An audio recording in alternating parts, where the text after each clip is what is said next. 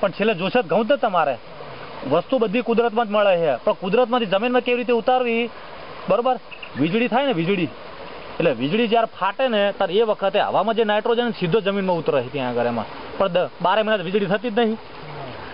અને જે ખેતરમાં વીજળી પડી હોય ને એમાં ઉત્પાદન સારું થાય. ખ્યાલ આવે તમને? તમે કલ્ચરના પેકેટ તમે વાપરો, તમે એક જ વખત તમે 10 પેકેટ લઈ આવો, તમે 3.5 રૂપિયા છે, 50 રૂપિયા ખર્ચો કરો, 100 રૂપિયા ખર્ચો કરો, 10 પેકેટ લઈ અને તમારે બે હારમાં તમારે નાખવાનું ખાતર એરવીએ. તમે એમને એમ તમે રેતમાં મિક્સ કરીને તમે નાખી દો, એમને એમ તમે છે ને તમે નાખી દો, ઉપર માટી વારી દો, છાણિયા ખાતર મિક્સ કરીને તમે નાખી દો. તમે એનું પરિણામ જોઈને પછી મને તમે કહેજો. તમે ત્યાં આગળ અમે તો જો રૂબરૂ જોઈને આવેલા છીએ, રૂબરૂ અખતરા કરીએ. તમારે જેવા ખેડૂતોને કહીએ કે 10 જ પેકેટ વાપરો, બીજા વર્ષે આખી પેટીઓ લઈ આવો 50-50ની. 3.5 રૂપિયાનો કિંમતમાં શું આવે મને કહો? તમે ગુટખો લેવા જો પેલી મહેક ખાશો તો 4 રૂપિયાનું થાય છે. એમ નહીં, જે કલ્ચરનું સાહેબ તમે વાત કરી એ આપણે પાણી વગર અત્યારે નાખવું હોય જે પાક છે એની અંદર, જે જાહો પાક છે બટ આપવા માટે બિયારણ પટ આપવા કે ખાલી આપવાના બધા ઘણા બધા રસ્તા તમને કહું. તમે વાત સારી કરી, તમે ઇન્ટરેસ્ટ છે, મને પોતાનો આનંદ થાય કે આ 2 પ્રશ્ન કહેવા વાળા છે. જો આપવાની પદ્ધતિઓ ઢગલાબંધ છે, એમાં એ કલ્ચરના પેકેટ આવે એ મિક્સ કરેલું આવે ત્યાં આગળ એમાં, બરોબર? એમ જો તમારે જ્યારે બિયારણને તમે માવજત પણ તમે આપી શકો. બિયારણને માવજત આપવામાં 2-3 પદ્ધતિ ખેડૂતો ભૂલ કરે. એ શું કરે એમ કે ખેતરમાં જ્યાં સીધું છે ને માટી હાથે મિક્સ કરીને તમે આપી દે ત્યાં આગળ. હાથે ને તો ઉપરને ઉપર શું કરે છે કે અમે ફૂગ ના લાગે ને એટલે પેલી છે ને પારાયુક્ત દવા આવે એની પણ અમે ટ્રીટમેન્ટ આપવાની અમે વાત કરીએ છીએ. એક કલ્ચરના પેકેટ છે એમાં બેક્ટેરિયા છે, બરોબર?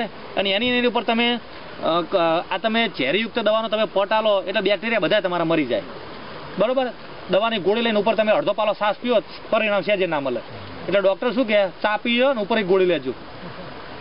પરિણામ કેવી રીતે લેવું એના રસ્તા બધા રહે. ગોળી લેવા એટલે શું કહે કે ભાઈ તમે ખાઈને પછી તમે ગોળી લેજો ત્યાં આગળ. એમાં તમે કલ્ચરના પેકેટની માવજત આપી અને ઉપર તમે આ તમે જંતુનાશક ફૂગનાશક દવાનો પટ આપો ને એટલે બધા બેક્ટેરિયા મરી જાય, તમને પરિણામ ના મળે. તમે એને માવજત તમે આપી દો, તમે હુકાવા દો અને 1-2 કલાક પછી તમે એને પટ આપો તો તમને પરિણામ મળે. એટલે પહેલું પગથિયું તમે પટ તમારે આપો તો તમે શું કરી શકો તમે ત્યાં આગળ કે તમે માવજત તમે આપી દો તમે ત્યાં આગળ, એ રીતે તમે કરી શકો. બીજી વસ્તુ એમ કે તમારે ધારો કે ચાસમાં તમારે આપવું છે તો એના 2 રસ્તા છે કે માટી હાથે મિક્સ કરાય તમારે કહું, બરાબર? રેતી તમે લઈ આવો, રેતી હાથે મિક્સ કરી દો અને પછી તમે નાખી દો તરત. તમે ભીની રેતી થોડી ભીની રાખવાની એમ, એટલે પેલા બેક્ટેરિયા જીવન તો મરી ના જાય ત્યાં આગળ એમાં. ત્રીજી વસ્તુ એમાં કે તમે ડોલ લઈ આવો, ડોલની અંદર તમે ડુંગો કરી નાખો અને ડુંગો તમે રેડી દો તમે, બરોબર? કારણ કે એમાં તો એટલા બધા બેક્ટેરિયા લાખોની સંખ્યામાં તમારે ત્યાં આગળ આવે. તમે કઠોળ પાક તમે કરતા હો તો પર ગાંઠો જોવા મળે.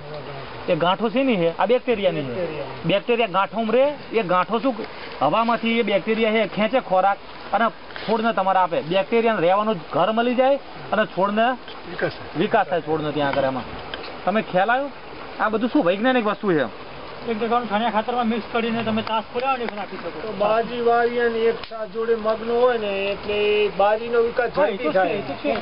હા, આ કલ્ચર જે છે સાહેબ છોડ વધી ગયા પછી એના પછી એનો ઉપયોગ પછી શું છે એટલે ખુલ્લામાં બેરવાથી એટલે એમાં શું છે કે તમે શું છે કે એને શરૂઆતના સ્ટેજમાં તમે નાખ્યું હોય, બરોબર? તો શું છે કે ઝડપી ત્યાં આગળ એક તમારા પરિણામ મળે તમને, વાંધો નહીં એમાં. પણ જનરલી શું છે કે છોડ મોટો થઈ જાય ને પછી શું થાય? મૂળિયા જમીનમાં નીચે જતા રહે. પહેલા 15-20 જેનો મૂળિયાનો જે આપણે કહીએ ને કે એનો મૂળિયાનો વિસ્તાર, તો મૂળિયાનો વિસ્તાર શું છે કે ધારો કે આપણો ધાન્ય વર્ગનો પાકો હોય ને તો ધાન્ય વર્ગના પાકમાં શું કરે કે 1 થી અડધા ફૂટ સુધીમાં જ હોય ત્યાં આગળ એમ. પછી બીજા તમે પાક લો ને કે ધારો કે દેશી કપાસ છે કે એ શું સોટી મૂળ આવે, સોટી મૂળમાં છેક નીચે જાય ત્યાં આગળ એમાં. ખ્યાલ આવે તમને? એટલે શું છે કે નજીકના ધારો કે ધાન્ય વર્ગના પાકોમાં તમે નાખો ને તો એમાં એઝેટોબેક્ટર જે કલ્ચર આવે ને એ ગાંઠું ના બનાવે, એ એમને પડ્યું રહે પણ એ સાથે એનો વિકાસ કરતું રહે ત્યાં આગળ એમાં.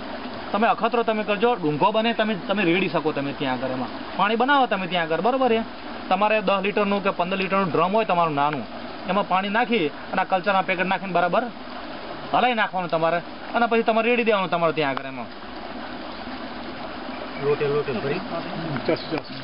મારી વાત સાંભળો, તમારા પંપે તમે રાખતા હોય છે, ઉપર નોઝલ ખોલી નાખવાની, નોઝલ નહીં રાખવાની, સીધી હે ને ડ્રેન્ચિંગ જ કરવાનું તમારે, પંપ મારે કરવાનું, સીધો એમ હેડે જાય તમારે ત્યાં આગળ એમાં. સાદા અખતરા તમારે ત્યાં આગળ એમાં. એટલે આવા બધી રીતે માવજત કરી શકો.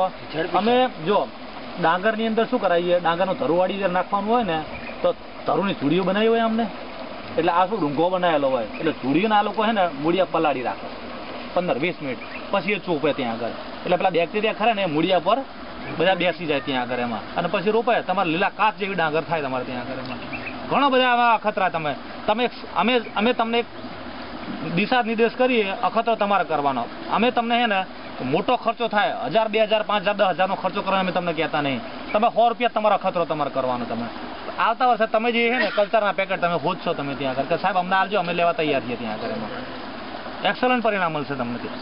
બરોબર, ચાલો આપણે પ્લોટ જોઈએ, ચર્ચા કરતા રહીશું. બરોબર, તમે પૂછતા રહેજો, અમે તમને કહેતા તમને જે